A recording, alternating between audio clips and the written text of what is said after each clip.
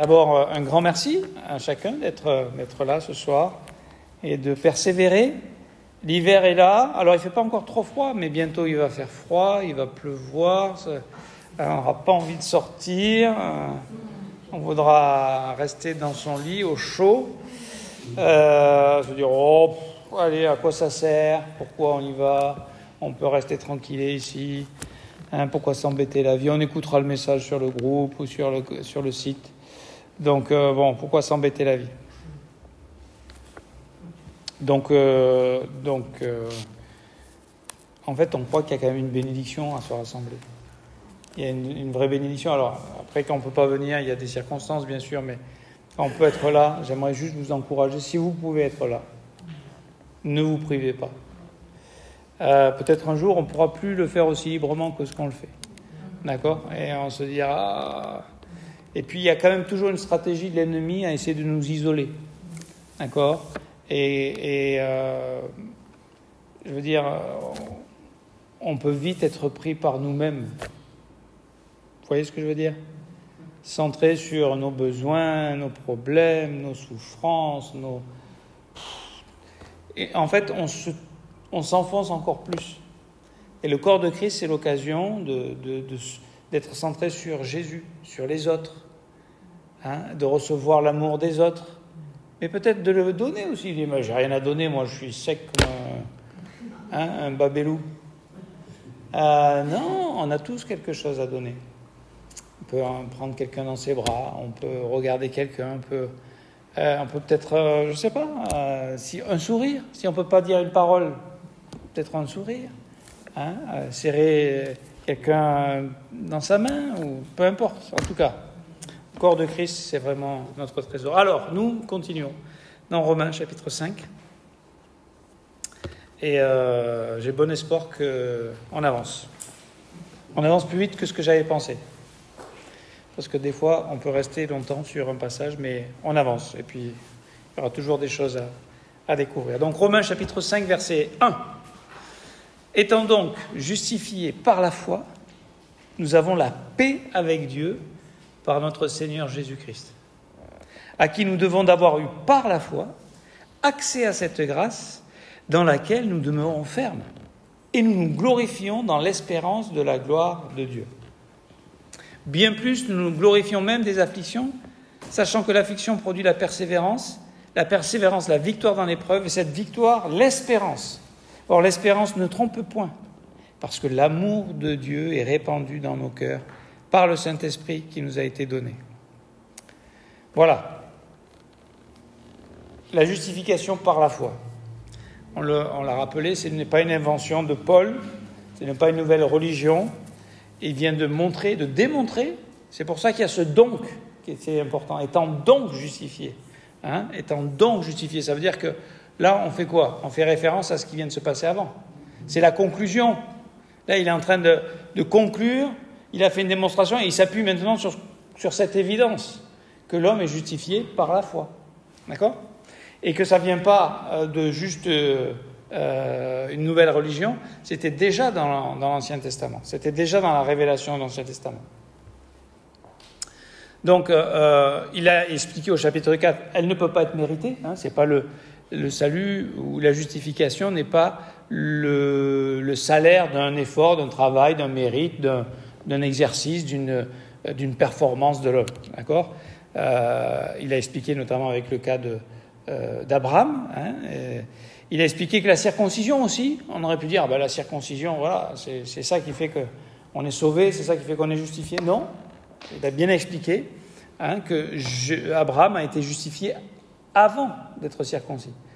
Plus d'une dizaine d'années avant, il a été justifié parce qu'il a cru ce que Dieu lui disait. Il a cru que Dieu allait accomplir les promesses qui lui... Est-ce qu'on croit que Dieu va accomplir les promesses qu'il nous a faites dans sa parole? Est-ce qu'on connaît les promesses qu'il nous a faites dans sa parole? Est-ce qu'on s'appuie sur ça? Ou on s'appuie sur nos forces pour essayer d'arriver et de s'en sortir? Et Dieu veut nous dire, mais appuie-toi sur moi. Moi, ce que je dis, je peux le faire. Toi, tu peux dire beaucoup de choses, mais nous, on a des grandes bouches. C'est un effort pour dire des choses. Après, pour les vivre, pour les faire, là, il n'y a plus personne souvent. D'accord ? Donc on n'est pas justifié, Abraham n'a pas été justifié par la circoncision. En fait, la circoncision, c'était le signe de sa justification, c'était le sceau de sa justification, mais ce n'est pas le moyen pour être justifié. Il n'a pas été justifié aussi par la loi, puisque la loi est intervenue plusieurs siècles après. Donc la loi n'a rien à voir dans le fait qu'Abraham a été justifié. Elle n'était pas donnée encore, puisqu'elle est venue par Moïse bien plus tard. Et puis, il n'a pas été justifié non plus par ses œuvres. Et pourtant, il en a fait des œuvres, Abraham. Et ça ne veut pas dire que nous, en tant que chrétiens qui vivons par la foi, on ne fait pas d'œuvres, bien sûr. En fait, c'est le fruit de notre foi, les œuvres. C'est le résultat d'une vie avec Dieu. Comment est-ce qu'il a pu quitter, on voit ça dans Hébreux chapitre 11, Genèse 12, comment il a pu quitter il était dans un lieu de, je dirais, privilégié où il était. C'était une culture avancée, il avait des richesses, il avait tout ce qu'il fallait. Bon, il n'avait pas d'enfant, d'accord ? Alors il avait quand même ce fardeau, peut-être. Et peut-être qu'il a compris que les idoles auxquelles peut-être qu'il a adoré avant de se tourner vers Dieu ou d'entendre de la part de Dieu, d'être appelé par Dieu, n'ont pas satisfait sa recherche, son besoin en tout cas. Donc il a tout quitté, sans savoir, Genèse chapitre 11, sans savoir où il allait. Vous imaginez ? Aujourd'hui, quand on part quelque part, on sait où on va, on a le GPS, on sait tout, quoi.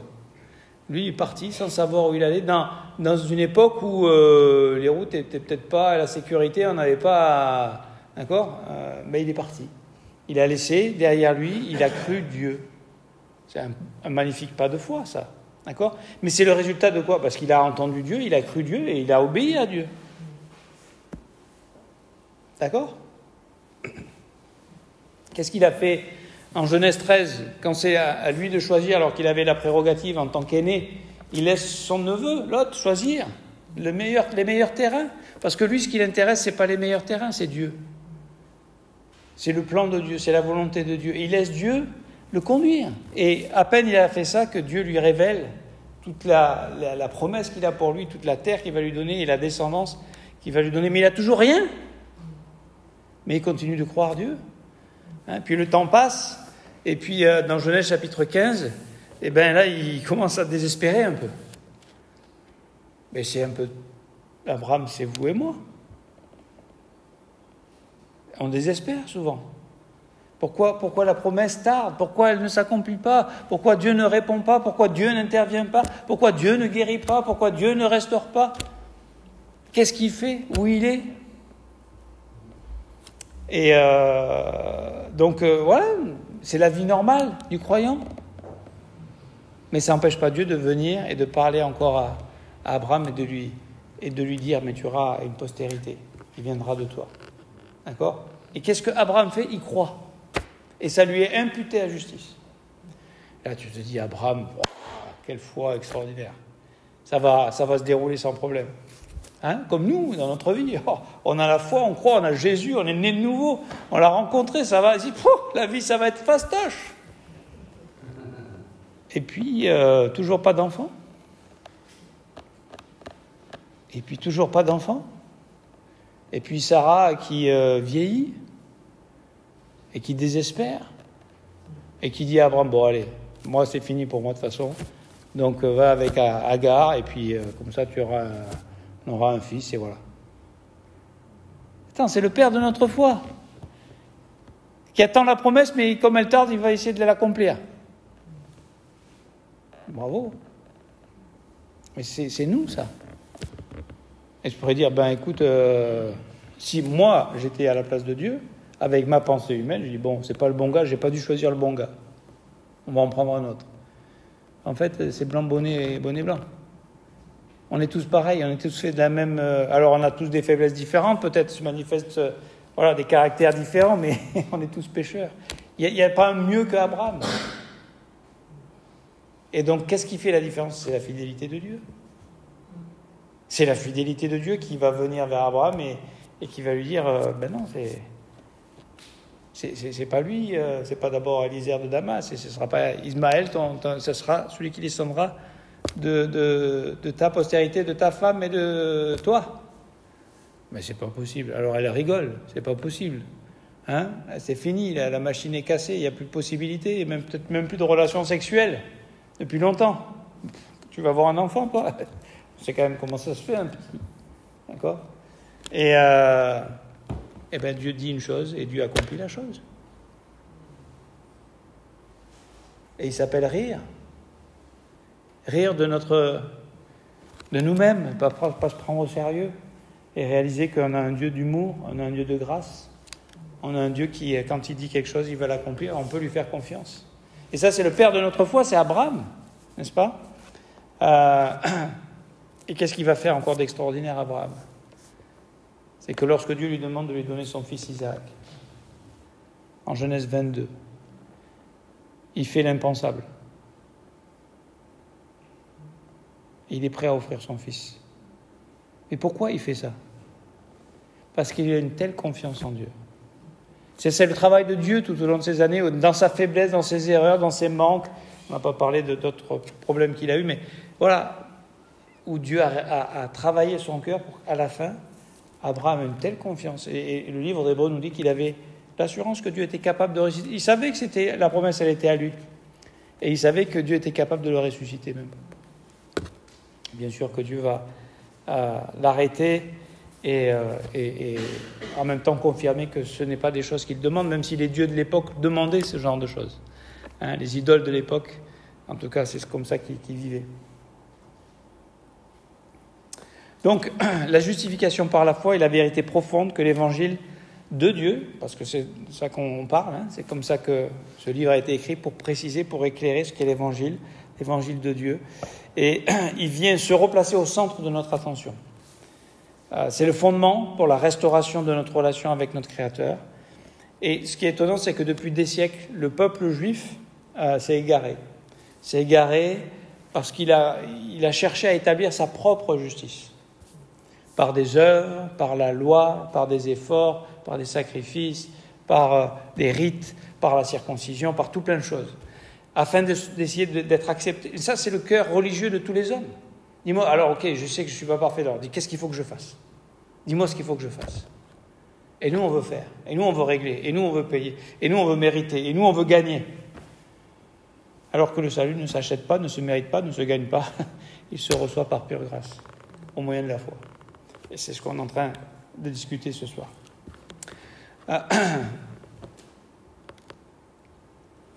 Donc, dans notre nature, qui est orgueilleuse, on est prompt à se laisser séduire pour ajouter à la grâce de Dieu et à la justification par la foi seule quelques efforts humains, et on veut essayer de mériter, de gagner.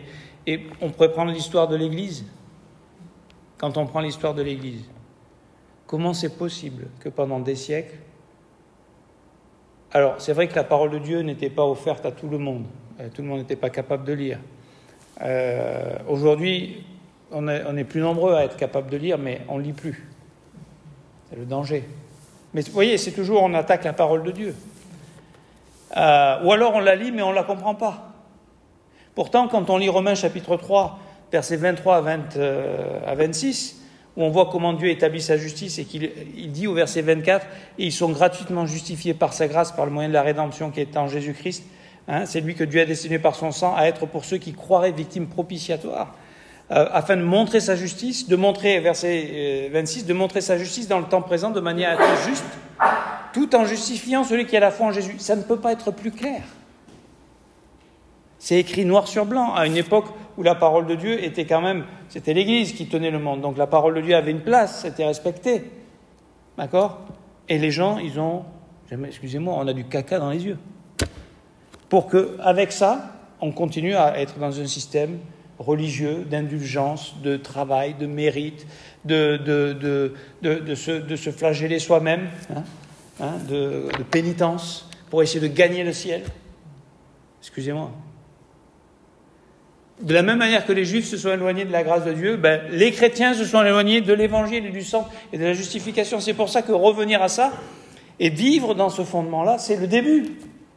Sinon, il n'y a pas de vie avec Dieu, il n'y a pas de communion avec Dieu.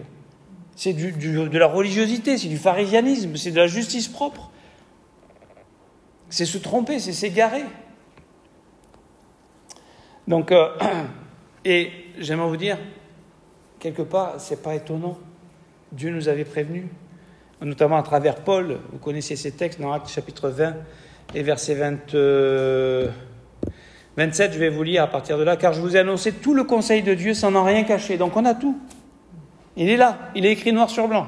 « Prenez donc garde à vous-même, donc il s'adresse aux bergers, aux pasteurs, aux anciens d'Éphèse, et à tout le troupeau sur lequel le Saint-Esprit vous a établi évêque pour paître l'Église du Seigneur, qui s'est acquise par son propre sang. » Donc, à nous les responsables, à nous les bergers, à nous les enseignants, à nous ce que Dieu a confié, cette part de responsabilité. Merci de prier pour nous, pour que nous fassions ce ministère avec le cœur de Dieu, avec la sagesse de Dieu, avec la puissance du Saint-Esprit, avec la simplicité de la foi de Christ, et qu'on puisse communiquer le cœur vraiment de Dieu. Parce qu'au verset 29, il dit ceci: « Je sais qu'il s'introduira parmi vous, après mon départ, des loups cruels qui n'épargneront pas le troupeau. » Alors c'est imagé, hein, c'est pas des loups qui font « ouh !»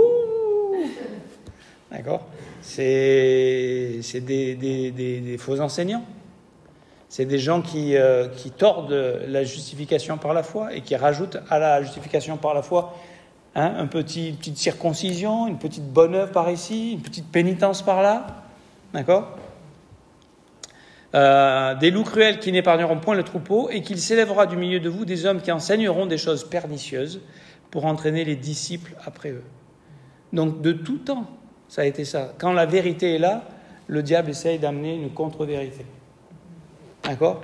Et essaye de tordre la vérité, essaye d'éloigner essaye d'éloigner les gens de la lumière, tout simplement. Et de rajouter de leurs efforts, parce que ça paraît... quand même, si je fais des efforts, c'est mieux que si j'accepte tout gratuitement sans rien faire. Quand même. Je suis meilleur, moi, si je fais des efforts. Mais non, c'est les efforts de la chair.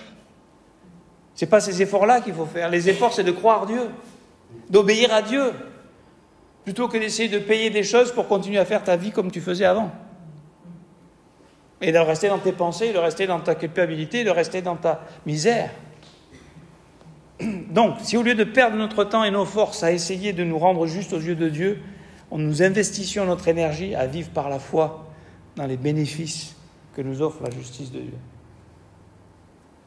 C'est ça la vie chrétienne. C'est pour ça qu'on s'assoit, c'est pour ça qu'on vient écouter la parole de Dieu. C'est pour ça qu'on vient adorer Dieu. Et adorer, la plus grande façon d'adorer Dieu, c'est d'écouter sa parole avec concentration et avec foi, avec humilité, avec douceur. Être capable d'être enseigné, d'être repris, d'être corrigé, d'accepter la vérité, même quand elle fait mal. Parce que la vérité est là pour nous affranchir, pour nous libérer de la prison du péché, de l'esclavage du péché. On a été en position libérée, mais maintenant, dans notre expérience, c'est la sanctification, c'est le travail de Dieu encore. Et ça se fait par la puissance de la parole de Dieu, par le Saint-Esprit. Donc, nous sommes à notre verset, étant donc justifiés par la foi. Maintenant qu'on a ça, qu'est-ce qui se passe ? Qu'est-ce qu'on fait ? On va au Club Med, et puis on est justifié par la foi, et on attend que ça se passe. Non, on a quelque chose à vivre maintenant. On a autre chose à vivre.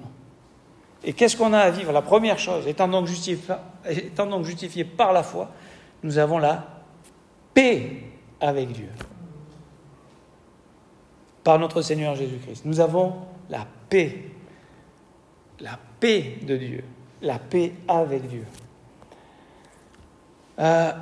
Pour pouvoir expérimenter ça, il faut arriver à cette conclusion de la justification par la foi. C'est pour ça qu'il y a ce donc.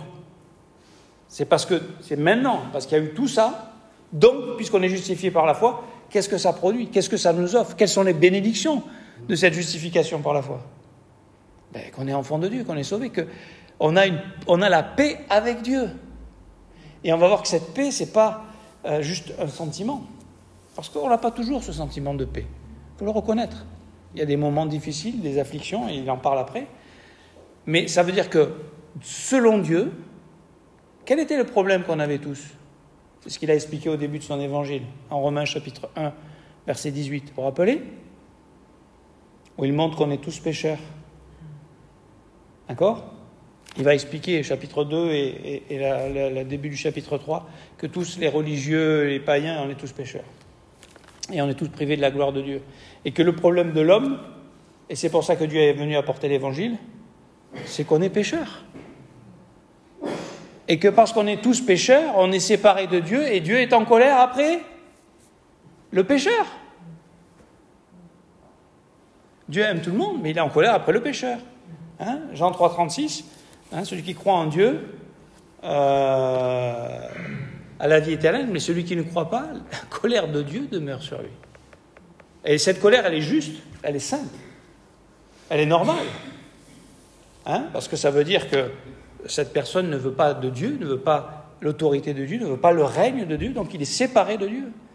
Et de passer de la colère de Dieu à la paix de Dieu, ça change beaucoup de choses. Ça change tout, en fait. On change de paradigme, on change de fondement, on change de vie.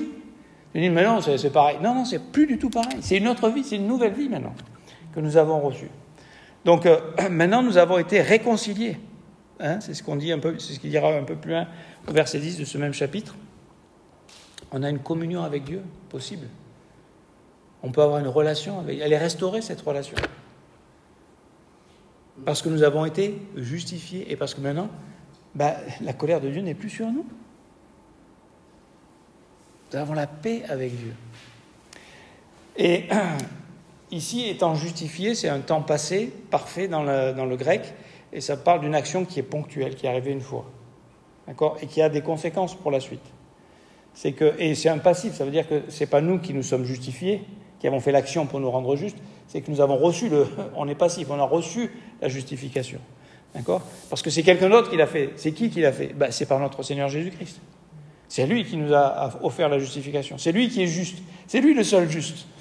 Et ce juste qui est ressuscité, aujourd'hui, c'est ce qu'on a vu au verset 25, juste le verset qui précède, qui a été livré pour nos offenses et ressuscité pour notre justification. Parce qu'il est ressuscité, il est vivant, et sa justice, il la partage, il l'offre, il la donne à ceux qui croient. Donc, c'est accompli, c'est ce qu'il dira, ces derniers mots sur la croix, tout est accompli. C'est fait. Il n'y a pas besoin de rajouter autre chose. Ça demande de l'humilité d'entendre ça. Non, tu n'as pas besoin de rajouter à quoi que ce soit, c'est fait. C'est lui qui l'a fait, et c'est accompli.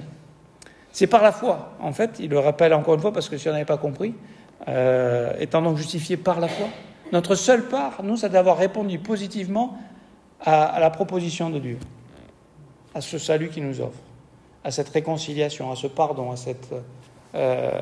à cet amour.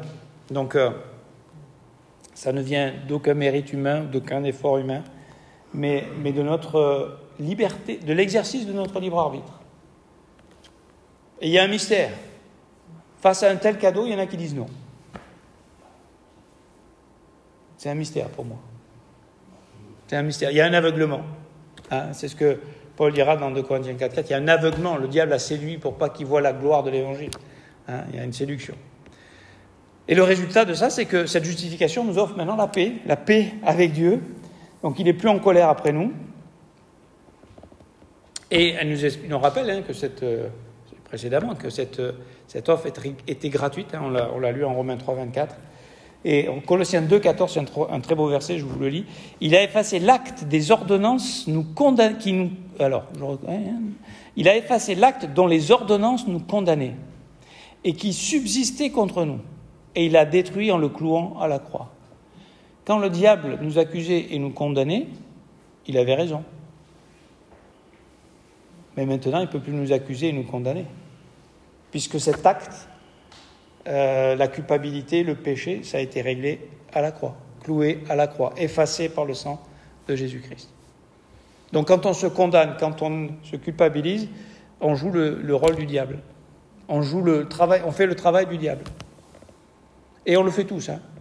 Dans des moments difficiles, souvent, on aurait tendance à se flageller, à s'auto-mutiler, en pensant que voilà, non, la repentance, c'est de dire Seigneur, j'ai péché. Je suis désolé, j'ai péché. C'est moi qui l'ai fait. Il n'y a pas d'excuse, mais il y a le sang de Jésus-Christ. Et je vais croire ça. Au lieu d'essayer de croire que si je me fais un peu, si je me punis moi-même, ça va apaiser. Non, il y aura peut-être une discipline de Dieu, parce que c'est le travail de Dieu, Et c'est une discipline de grâce toujours, une discipline pour nous restaurer, une discipline qui des fois fait mal. Hein, parce que si on n'a pas de menace, je vais vous dire, pourquoi on menace les enfants d'une punition? Parce que s'il n'y a pas la menace de la conséquence de nos choix, ne vous en faites pas, on est assez fou pour le faire. Et des fois, ce qui nous retient, c'est la conséquence. Et tant mieux. Donc, tout ça pour dire que la discipline de Dieu, c'est jamais pour payer notre faute. C'est pour nous délivrer de l'esclavage du péché dans lequel on est entré. D'accord ? Et c'est pour nous briser, pour nous amener à lui, pour nous ramener à sa grâce, à sa paix. Parce que s'il nous a justifiés et qu'on n'expérimente pas sa paix, c'est dommage. N'est-ce pas ? Donc on a changé de paradigme. Un paradigme, c'est une représentation du monde, une manière de voir les choses. Un modèle cohérent de vision du monde qui repose sur une base définie. Donc notre vision du monde aujourd'hui, avant c'était moi, le centre, et j'avais besoin de trouver des solutions pour mes besoins. Et maintenant le centre c'est Jésus-Christ et mes besoins sont comblés parfaitement en Jésus-Christ. D'accord ? Avant j'étais dans la crainte de la mort, maintenant j'ai la paix avec Dieu. Avant j'étais sous la colère de Dieu, maintenant j'ai une communion avec Dieu. D'accord ? Donc, je l'ai dit quelques fois, mais je le rappelle parce que je trouve que c'est intéressant. C'est Larry Crabb qui parle de ça, c'est que les gens vivent ils sont motivés par une motivation de déficit. Ça veut dire quoi ? Ça veut dire que c'est la culpabilité qui les motive, c'est la peur qui les motive, c'est la peur d'être rejeté, la peur d'être jugé, la peur de ceci, la peur de... C'est pas positif. La paix, waouh! Si c'est la paix, et on verra à la fin ça va trop vite, mais le temps. Mais ici, il y a aussi à la fin, c'est l'amour de Dieu dans notre cœur par le Saint-Esprit. La paix et l'amour de Dieu, ça, c'est pas des motivations de déficit, ça, c'est des vraies motivations qui sont à l'origine de nos œuvres et de ce qu'on est capable de faire. Et c'est pas pour couvrir le péché, c'est parce qu'on est libre maintenant du péché. Ça change les motivations, vous savez, les motivations profondes, de savoir de savoir accepter, de savoir aimer, de savoir en sécurité, c'est tellement important. C'est tellement important. Alors, allez, il reste 3-4 minutes et je vous libère. Il y a encore plein de choses à dire, mais d'abord, cette paix, elle ne peut pas être remise en cause. Parce qu'il y en a qui disent, ouais, bon, il a fait la paix, il nous a justifiés, mais si tu fais des gros péchés, c'est fini. Hein. Non, il a payé pour tous les péchés. Les gros péchés que tu as fait avant d'être converti, et même les gros péchés que tu feras quand tu seras converti. Il n'y a pas un péché qu'il n'a pas payé. Il n'y a pas une liste, ouais, jusque-là je paye, après je ne paye plus, c'est toi qui dois payer. Ça, c'est la pensée humaine. Vous voyez comment on est ? Non, justifié, c'est justifié. Réconcilier, c'est réconcilier. Et on n'a rien fait pour ça. Et vous pensez qu'on peut faire quelque chose pour l'enlever ? Non. Donc, c'est Jésus qui parle dans Jean 14, 27, il dit « Je vous laisse la paix, je vous donne ma paix. Et je ne vous donne pas comme le monde donne. » Je ne vous donne pas comme le monde donne. Le monde te fait des promesses, mais il ne les tiendra pas, ces promesses. Quand Dieu dit « Je te donne ma paix », tu penses qu'il va la reprendre, sa paix ? On méritait qu'il nous la donne, sa paix ? Non, c'est une œuvre de grâce. Il nous la donne, d'accord ? Que votre cœur ne se trouble point et ne s'alarme point. Ça veut dire quoi ? Ça veut dire qu'ici-bas, il va y avoir encore des attaques, des difficultés, des doutes, des craintes, et on va se dire, est-ce qu'on a vraiment la paix ? Et ce que je voulais vous signifier ce soir, c'est que ici, lorsqu'il dit, étant donc justifiés par la foi, nous avons la paix avec Dieu, c'est une paix objective, c'est l'œuvre de Dieu, c'est accompli, c'est fait. Est-ce que dans notre expérience, maintenant, on a toujours la paix ? Peut-être pas. Si on n'est pas en communion avec Dieu, on n'a pas la paix. D'accord ? Mais Dieu a fait la paix avec nous. C'est que maintenant, on a besoin de restaurer notre communion avec Dieu. C'est tout. Éphésiens 2, 14, car il est notre paix. C'est qui notre paix ? C'est Jésus. Il est notre paix. Car par lui, au verset 18, nous avons les uns et les autres accès auprès de Dieu. C'est ça, notre privilège maintenant. C'est qu'on a un accès, et c'est un privilège extraordinaire. C'est une grâce extraordinaire, c'est qu'on a accès auprès de Dieu. On peut s'approcher de Dieu, on peut parler à Dieu, on peut élever nos voix à Dieu. Et c'est une paix, elle surpasse toute intelligence, la Bible dit dans Philippiens 4, 7. Vous connaissez ça, hein? Elle va garder nos cœurs et nos pensées, cette paix qui surpasse toute intelligence. Et on a besoin de ça, parce que nos cœurs et nos pensées peuvent être attaqués par les situations, par les circonstances, par les attaques extérieures, par les doutes intérieurs, par les batailles intérieures. Bien sûr. Et j'aimerais vous dire, combien de personnes seraient prêtes? Je pense qu'il y a des gens qui paieraient des millions d'euros pour un médicament qui leur donne la paix. Sur leur histoire, sur leur passé, sur leurs blessures, sur peut-être leurs actes méchants. Hein? Tu es d'accord avec moi, Roger? Oui. Eh bien, nous, on l'a reçu gratuitement, cette paix. Pardonner, se pardonner, recevoir le pardon de Dieu.